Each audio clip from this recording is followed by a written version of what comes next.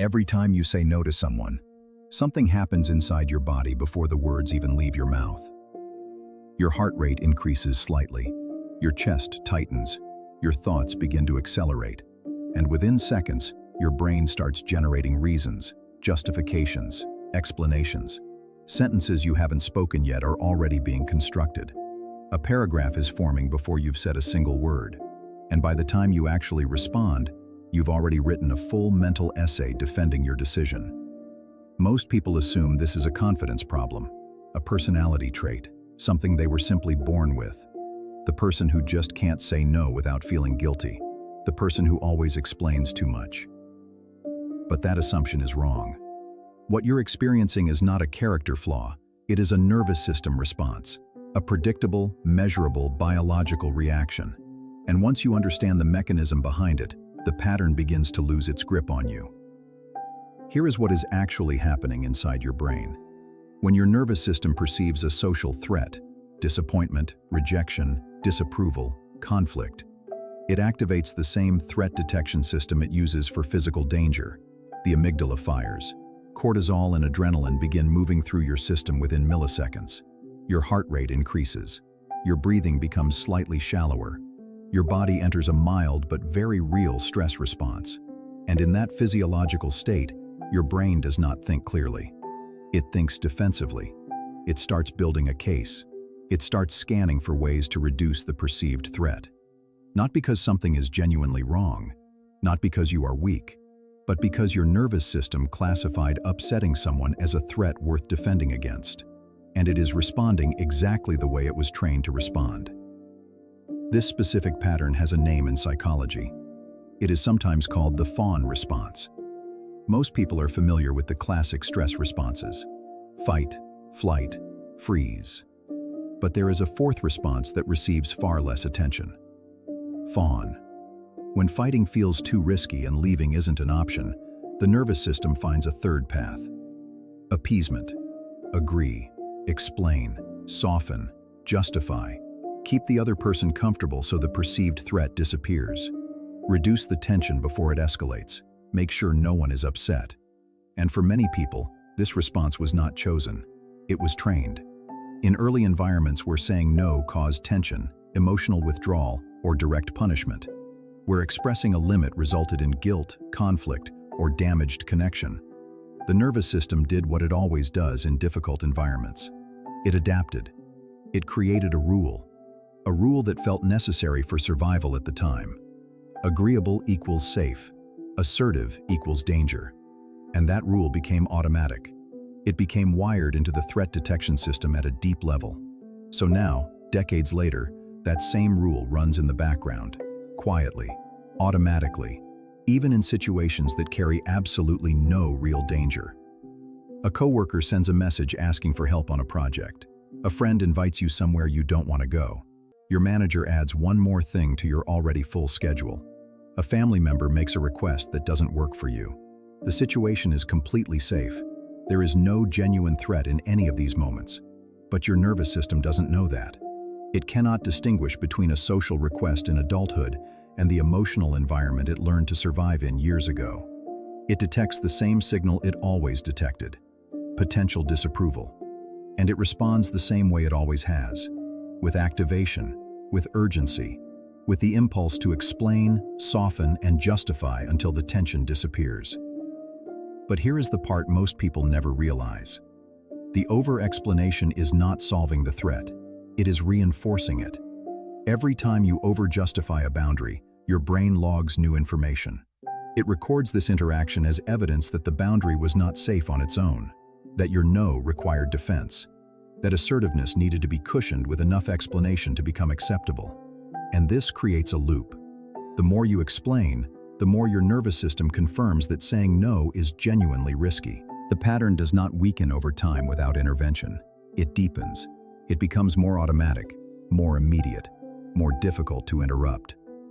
Because you are not just repeating a behavior, you are reinforcing a neural pathway.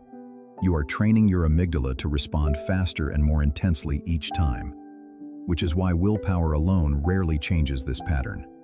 You can tell yourself to just say no and move on. You can read the advice.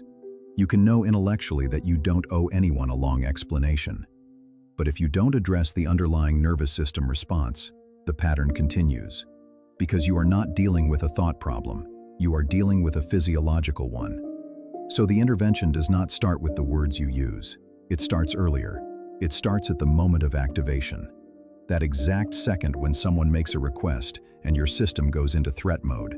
The tightening in your chest, the slight acceleration of your thoughts, the sudden urgency to respond quickly and keep everything smooth.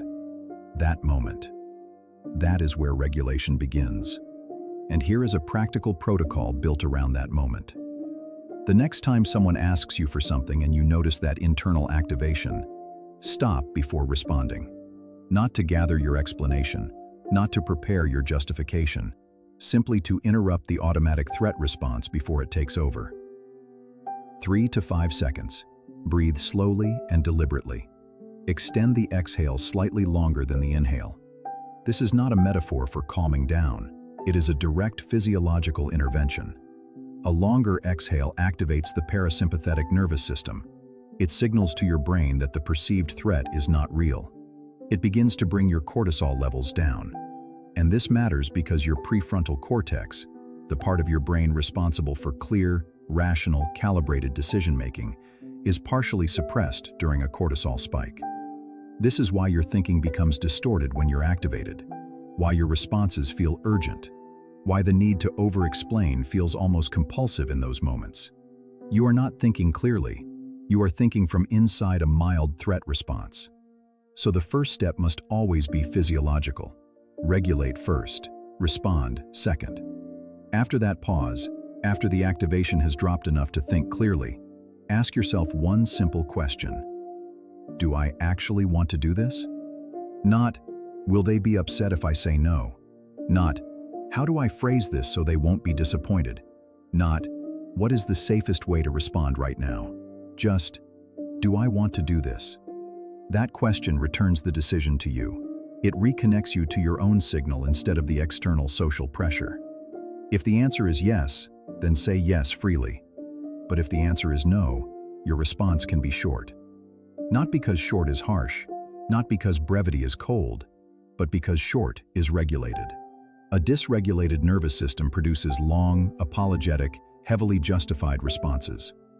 A regulated nervous system produces clear, calm, direct ones. The length of your explanation is often a direct measure of your nervous system's activation level in that moment. This is why practicing shorter responses is not just a communication technique. It is a regulation signal you send to yourself. Each time you offer a clear, calm no without the essay that usually follows, you provide your nervous system with new data. The threat did not materialize. The relationship survived. The other person did not collapse. Nothing fell apart. And slowly, through repeated experiences like this, your amygdala begins to recalibrate. It begins to update the old rule.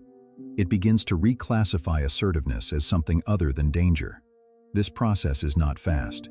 The nervous system does not update after 1 or 2 experiences. It updates through consistent, repeated evidence collected over time. But with each repetition, something measurable shifts. The cortisol response becomes smaller. The activation becomes less intense. The pause becomes easier to access. The explanation becomes shorter without it feeling dangerous. And what once felt like a social emergency begins to feel like a neutral interaction. Because the goal is not to become someone who never experiences activation. Activation is a normal part of human biology. The goal is to reduce the gap between what is actually happening in the present moment and how your nervous system is interpreting it based on the past. Most people who over-explain are not bad communicators. They are not fundamentally insecure. They are not permanently broken. They are people running an outdated threat detection program. One that was built for an environment that no longer exists. One that was necessary at some point and then never got updated. And the way to update that program is not through discipline alone. It is not through forcing yourself to speak differently. It is through regulation. Regulate the nervous system. Give it repeated evidence that assertiveness is safe. Recalibrate the threat response at the level where it actually lives, and the words will follow naturally.